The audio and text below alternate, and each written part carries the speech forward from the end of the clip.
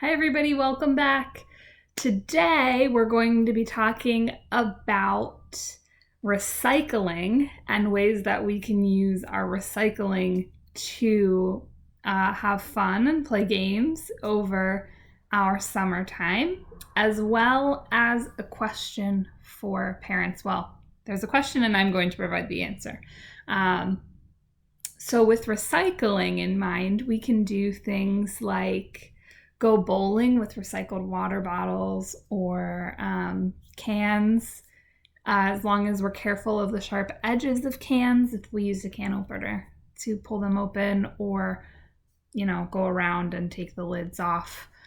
So, just be careful with sharp edges of cans. Water bottles, though, great to use. You can set them up. You can use regular, like 10 pins, like bowling, or use what you have and then take a soccer ball or something and go bowling. You can also make art with your recycling, and the art aspect will utilize some fine motor, whether we're cutting or tearing or gluing, paper, plastic, whatever you have. And whatever art you decide to make, it can be anything. Art is all yours 100%. I can't dictate that to you, but using your recycling is a really great way to repurpose those items and give them second life. And then with the bowling also, we're using some shoulder strength depending on if you have something with a weight attached to it that you're rolling. You are also using your torso and your core to shift your weight forward and back to keep your balance while you bowl. And you're using that hand-eye coordination to aim your bowling ball at your pins. So those are some really great things we can do with recycling. You can also just use regular bowling pins if you happen to have some. I know they do make at-home sets with like plastic pins and balls. And any kind of arts and crafts project is always great. This is just an idea. And then as far as our parent question for today, the question I have for today is, when should a parent jump in and provide assistance to their child or for their student? And the answer there is really, it depends. There's no one defined moment. You just kind of have to know your child, and most of you, pretty much all of you, I would assume, know your children. So you have to know your child and know that something is going to be a challenge for them or something is becoming too frustrating for them, and you want things to be successful, right? That's when our kids are our happiest, and when they're happy, we tend to be happier, and so we want to provide them success.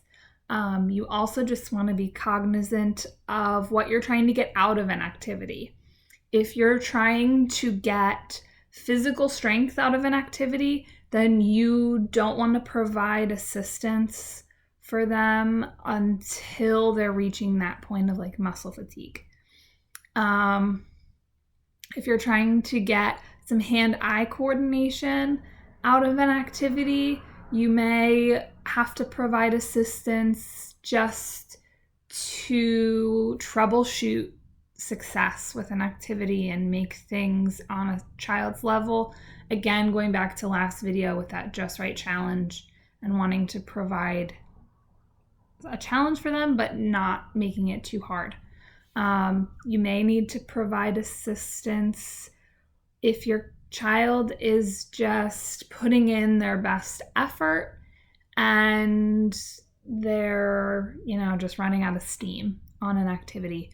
So you have to just kind of play it by ear, but you don't want to jump in too soon. So that's where it gets tough.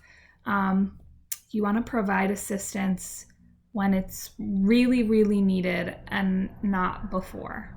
Give your child some space and some time to try and problem solve on their own. They're going to learn a lot from trial and error. They're going to learn a lot from making little mistakes.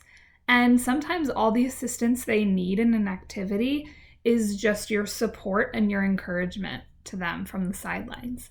So just be aware of when we're jumping in for our kids, when we're doing activities that have a therapeutic benefit in mind.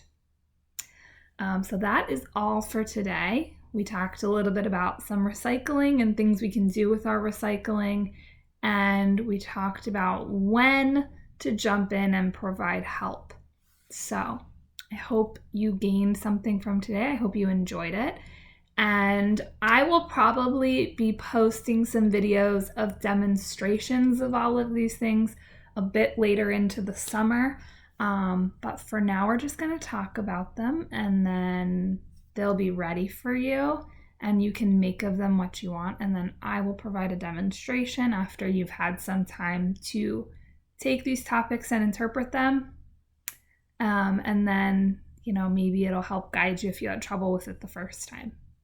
So again, that's all I have for you guys today, and I'll see you on the next one. I hope you enjoy and keep occupied and stay kind to one another. Bye.